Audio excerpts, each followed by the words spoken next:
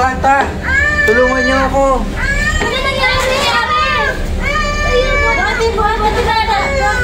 Buti dadalo na dun sa ano.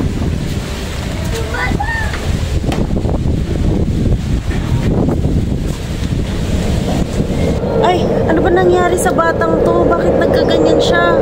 Wala ba siyang nanay? Hindi ko nakain yan sa batang yan. Bakit lang dyan? Hindi ba yan? Hindi ako marunong yan. Ay, ako po. Marunong po ako kasi nag-aaral po ako ng nursing.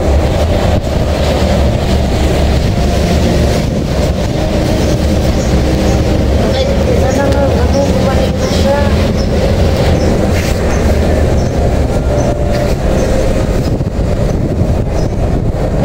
Ay, galing ka na.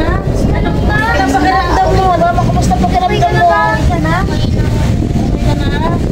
Ay, salamat naman. Okay ka na? Hindi na masakitan tiyan mo. Opo. Okay ka lang ba? Hindi ka ba nagugutom? Konting tiis lang ha, kasi may baha pa. Batang to. Sa mga matulog ka muna dito.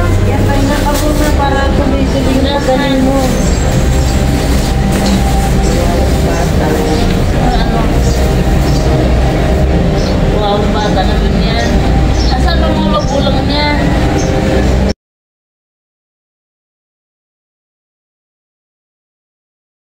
Alam mo ate, yung kuya ko nalunod. Kasi niligtas niya muna. Kung hindi niya ako niligtas, hindi siya mamamatay.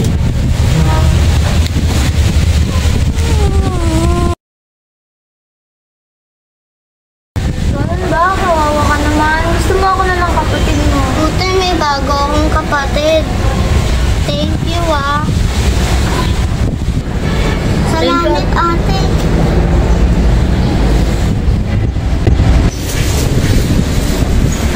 Oh, mga kabarangay. Dito muna tayo dahil ito ang ligtas na lugar dahil mataas pa ang tubig sa ibaba.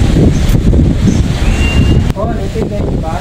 Oo nga. Kung ano mong problema, punta niyo lang po.